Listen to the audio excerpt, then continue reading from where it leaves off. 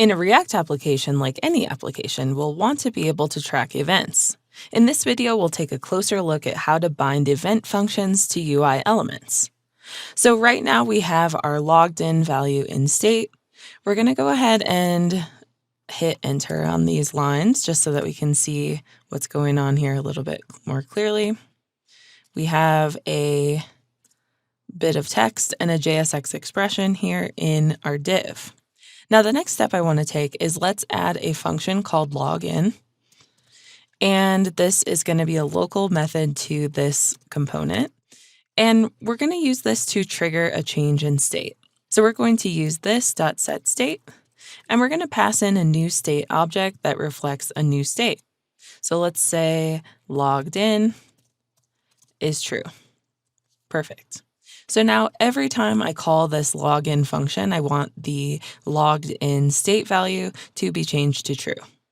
Now the next thing I can do to make this happen is let's add a button here next to this div. Now the button is going to say login. And let me hit save on that and refresh just to see the button. Right now it doesn't do anything, but we can add an onClick handler to this. So onClick equals this dot login.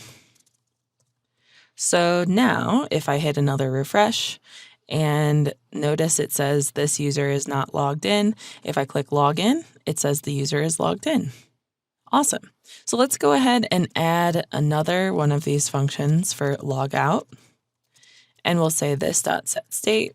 And we'll pass in logged in is false. So this will allow me to log out every time I click that button. I'm going to copy and paste this button because it's going to look much the same. Instead of log in, it'll say log out. Instead of log in, it'll say log out. Perfect. So now I can see both of these buttons are appearing here. Our initial state is false. So it says the user is not logged in. As soon as I click log in, the user is logged in. As soon as I click log out, the user is not logged in. Cool.